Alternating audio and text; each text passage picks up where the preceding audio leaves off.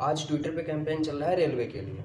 जनवरी फरवरी या मार्च में एग्जाम तो नहीं हो सकता है, कतई नहीं होगा। क्यों? क्योंकि देखिए अब दिसंबर है और जैसे अभी देखो एसएससी जीडी में अभी कितनी लगभग 26,146 26,146 ऐसे कुछ पोस्ट आई हुई है एसएससी जीडी में। और जब तक इनका एग्जाम होगा, यहाँ पे पासिंग आउट का नंबर आएगा पूरी तरीके से, मतलब परीक्षा का जो रिजल्ट है जब तक वो कंप्लीट होगा तब तक इसमें कम से कम 10 से 15,000 पोस्ट जो है वो और जुड़ जाएंगे। जय हिंद प्यारे साथियों, मैं विनय यादव आप लोगों का स्वागत करता हूं आपके अपने यूट्यूब चैनल विनय यूपी की। जैसा कि दोस्तों आप सभी लोगों को कल खबर पता ही चल गई होगी और इसके लिए मैंने वीडियो कल सुबह ही बना दी थी और खबर आप लोगों को कल शाम को पता चलेगी। हालांकि इस पर मैंने एक दूसरी वीडियो शाम को भी बनाई न्यूज़पेपर की कटिंग लगा के। तो अब सवाल ये उठता है कि जो अगर वैकेंसी है इस साल नहीं आती तो फिर अब इसका क्या होगा? अगली भर्ती मतलब ये जो भर्ती है ये कब तक आएगी, या इसका जो मतलब पेपर कटिंग है इसकी सच्चाई क्या है? तो दोस्तों जैसा कि आप सभी लोग जान चुके हैं, बड़े बड़े यूट्यूबर्स, बड़े बड़े कोचिंग सेंटर सभी ने दावे किए थे, लेकिन सबके दावों की जो पोल है खुल चुकी है, सबकी रेल बन चुकी है और भर्ती तो बस अब पता ही नहीं क्या कह सकते हैं कब आएगी।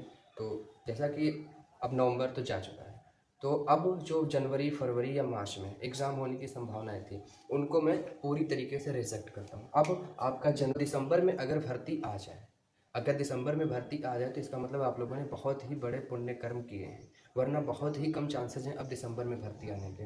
क्योंकि दिसंबर में भर्ती बोर्ड भी नहीं चाहेगा निकालने के लिए, क्योंकि इसमें ना एज को लेके बहुत ज़्यादा हौच पौच हो जाएगा कि अभी मतलब एज काउंट कैसे किया जाए। क्योंकि दिसंबर में भर्ती अगर आएगी तो कुछ बच्चे ओवर एज हो जाएंगे और कुछ अंडर एज, तो इस वजह से अभी वो एज रिलैक्सेशन देके हो सकता है नेक्स्ट ईयर ही अब वैकेंसी निकालें। इससे ये रहेगा कि बच्चे ओवर एज और अंडर एज वाला जो सिस्टम है वो थोड़ा सा सिंपल हो जाएगा, दिक्कत वहाँ पर कम आएगी।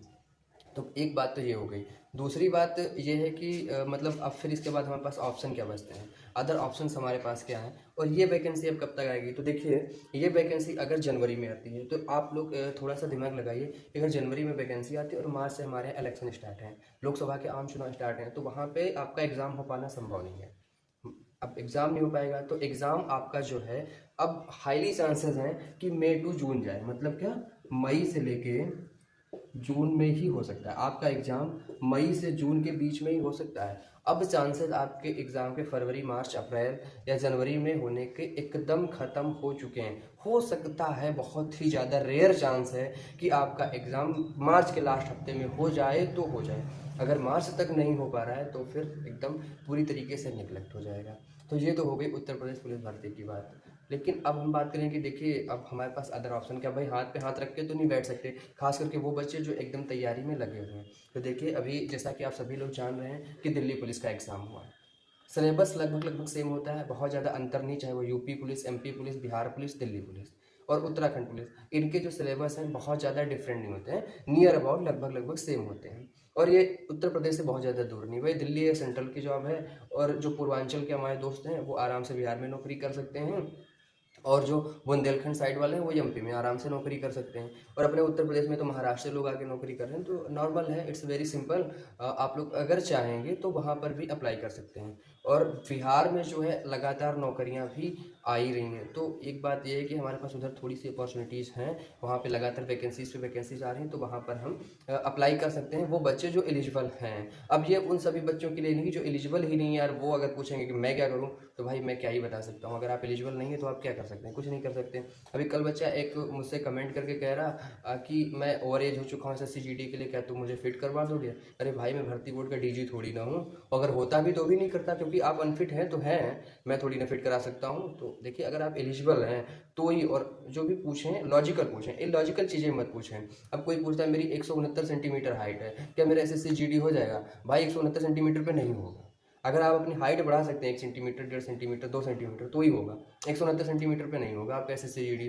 तो ऐसे क्वेश्चन, इलॉजिकल टाइप के क्वेश्चन पूछने का कोई मतलब नहीं है, वहाँ पे हो ही नहीं सकता। हाँ थोड़ा सा चेस्ट वेस्ट जो है वो खा पी के बढ़ा सकते हैं, तो उसमें हो सकता है कॉम्प्रोमाइज़ हो जाए, लेकिन हाइट में कॉम्प्रोमाइज़ नहीं होगा, दैट्स इम्पॉसिबल पूरी तरीके से। तो ये इलॉजिकल चीज़ें नहीं।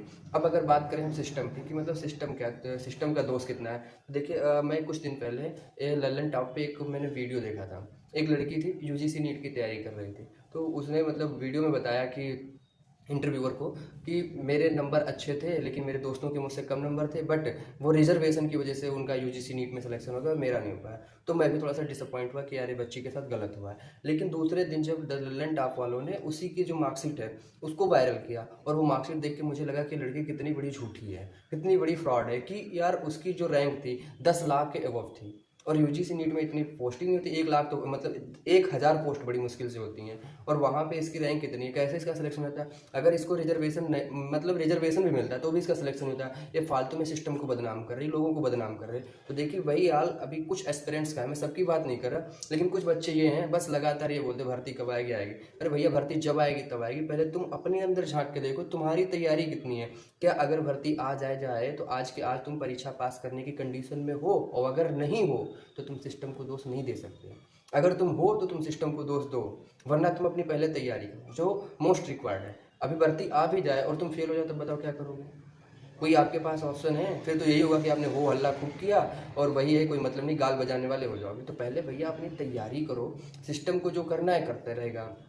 अगर आपकी तैयारी अच्छी होगी तो सिर्फ यूपी पुलिस के गले नहीं पड़ना है, आपके पास बहुत सारी वैकेंसी हैं। जैसे अभी देखो एसएससी जीडी में आपकी कितनी लगभग 26,146 26,146 या 24,146 ऐसे कुछ पोस्ट आई हुई हैं एसएससी जीडी में। और जब तक इनका एग्जाम होगा, ये यहाँ पे पासिंग आउट का नंबर आएगा पूरी तरीके से, मतलब परीक्षा का जो रिजल्ट है जब तक वो कंप्लीट होगा तब तक इसमें कम से कम 10 से 15,000 पोस्ट जो है वो और जुड़ जाएंगी। एसएससी जीडी में 10 से 15,000 पोस्ट और जुड़ जाएंगी, और ये जो 26,000 पोस्ट आपको दिख रही है ना, ये नियर अबाउट आपको 40 के मतलब 40,000 के आसपास ये पोस्ट आपकी दिखने वाली हैं। और दूसरी बात, अगर आपकी तैयारी अच्छी है ना भाई साहब, तो अगले साल यानी कि 2024 के अगस्त में दोबारा इनकी वैकेंसी आ रही, इनका कैलेंडर जारी हो चुका है। एसएससी का इसमें एकदम फायर है, ऑन द फायर, एकदम धड़ल्ले से चल रहा है। तो उसके बाद अगस्त में फिर से आ रही वैकेंसी। तो अगर आपकी तैयारी है तो आप तैयारी करो ना अच्छे से, अगली बार वाली वैकेंसी में फॉर्म भरना। देखिए अगर अभी अंडर एज है तो अगस्त में फॉर्म भरना, आप एज में आ जाएंगे, और अगर अभी आप ओवर एज हो रहे हैं तो आप इसमें फॉर्म भर दो अगर भरने के लिए एलिजिबल हो।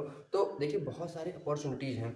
और एसएससी जीडी में आपको एसएसएफ की अगर जो पोस्ट प्रेफरेंस है, सॉरी एसएसएफ की जो पोस्ट है एकदम मस्त पोस्ट है, मस्त आपको पढ़ने को मिलेगा। तो एकदम बेहतरीन चीज़ें हैं, मतलब इतना ज़्यादा डिमोटिवेट होने की ज़रूरत नहीं है, इतना ज़्यादा परेशान होने की ज़रूरत नहीं है उन लोगों के लिए जो इसके लिए एलिजिबल हैं। और जो नहीं है तो भाई साहब आप चुप मार के तैयारी करो। यूपी पुलिस में एज रिलैक्सेशन तो मिलेगा, 100% मिलेगा, ये मैं अभी ऑन कैमरा बोल रहा हूँ, जैसे चोरी चुपके से नहीं बोल रहा। तो अगर आपको एज रिलैक्सेशन मिल जाता है तो फिर वहाँ पे सिलेक्शन ले लेना। अभी हैया तौबा हो हल्ला करने का कोई मतलब नहीं है कि नहीं आ रही अभी मैं क्या करूँ। फालतू की कमेंटबाजी का कोई मतलब ही नहीं है, क्योंकि तुम्हारे यहाँ कोई सुनने वाला नहीं है। अगर तुम यहाँ से चिल्लाओगे भी तो सरकार तक ये बात नहीं जा रही। यहाँ पे सोशल मीडिया है, चलता रहेगा, काम खत्म है, लोग देखेंगे कमेंट पास कर देंगे, क्योंकि ये दुनिया स्क्रॉल करने वाली चल रही है। जैसे आप इंस्टा पे रील देख के स्क्रॉल कर देते हैं ना, वैसे ही लोग आपको पास आउट करके निकल जाते हैं, कोई फर्क नहीं पड़ता दूसरे वाले पे। ऐसे एक सीधी सिंपल सी कहानी है कि कुछ दिन पहले बहुत सारे वैज्ञानिक बैठे, भूगोल वाले, ज्योग्राफी वाले, और उन्होंने एक, हमारे पहले हम लोग पढ़ते थे 9 ग्रह हैं, एक लास्ट वाला ग्रह था 9वां ग्रह यम, उसको उन्होंने ग्रह की श्रेणी से हटा दिया, बोले कि ये उपग्रह है, ये ग्रह नहीं है। अच्छा एक बात बताओ, उनके उसको ग्रह की श्रेणी से हटा देने से क्या एम के ऊपर कोई प्रभाव पड़ा? कोई नहीं। वो तो उसी तरीके से अपनी कक्षा में चक्कर लगा रहा है, वो तो अपना जो तापमान है, वायुमंडल है, वातावरण है जो भी है उसका एटमॉस्फेयर है, वो तो उसी तरीके से मेंटेन है ना। आपने यहाँ बैठ के उसको ग्रह की श्रेणी से हटा दिया, पर उस पर फर्क नहीं पड़ा ना। तो बस वैसे ही है, आप कितना भी चिल्ला लो, किसी पे कोई फर्क नहीं पड़ता।